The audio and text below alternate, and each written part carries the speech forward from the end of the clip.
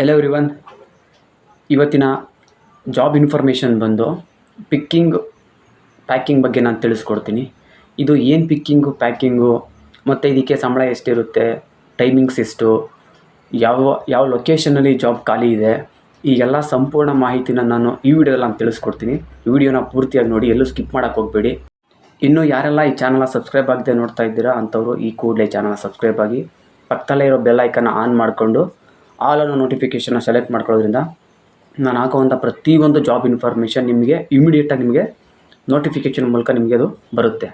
ನಿಮ್ಮ ನಿಯರೆಸ್ಟು ಇದ್ದರೆ ಆ ಜಾಬು ನಿಮಗೇನೆ ಫಸ್ಟು ನೀವು ಅಲ್ಲಿಗೆ ಸೇರ್ಕೊಳ್ಳೋದಕ್ಕೆ ನಿಮಗೆ ಮೊದಲನೇ ಅವಕಾಶ ನಿಮಗೆ ಸಿಗುತ್ತೆ. ವಿಡಿಯೋನ ಪೂರ್ತಿಯಾಗಿ ನೋಡಿ.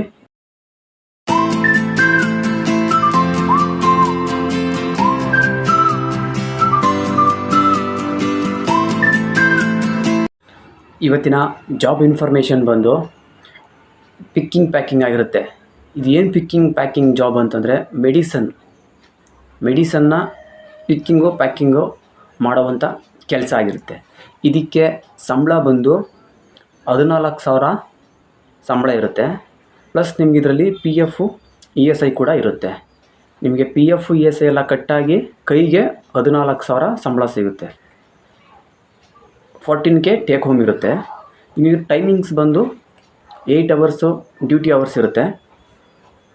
ಇದಕ್ಕೆ ಕ್ವಾಲಿಫಿಕೇಷನ್ ನೋಡೋದಾದರೆ ಇದಕ್ಕೆ ಮಿನಿಮಮ್ 10th ಆಗಿದ್ದರೆ ಸಾಕು. ಇನ್ನು ಇದಕ್ಕೆ ಏಜ್ ಲಿಮಿಟು, ಇದಕ್ಕೆ ವಯಸ್ಸು 19ರಿಂದ 35 ವರ್ಷ.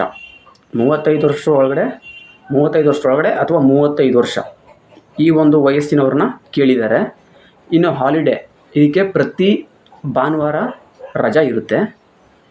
ಇದು ಓನ್ಲಿ ಫಾರ್ ಬಾಯ್ಸ್. ಯಾರೆಲ್ಲ ಈ ವಿಡಿಯೋನ ಹುಡುಗಿರು ಏನಾದರೂ ನೋಡ್ತಾ ಇದ್ದರೆ ಹುಡುಗಿರಿಗಿಲ್ಲ, ಇದು ಓನ್ಲಿ ಬಾಯ್ಸಿಗೆ ಮಾತ್ರ ಈ ಜಾಬ್ ಇರೋದು. ಇದಕ್ಕೆ ಡಾಕ್ಯುಮೆಂಟ್ಸ್ ನೋಡೋದಾದರೆ Aadhaar card, PAN card, bank details, ನಿಮ್ಮದೊಂದು ರೆಸ್ಯೂಮ್, ಈ 4 ಡಾಕ್ಯುಮೆಂಟ್ಸ್ ನಿಮ್ಮ ಹತ್ರ ಇರಬೇಕಾಗುತ್ತೆ. ಇದು ಲೊಕೇಶನ್ ಬಂದು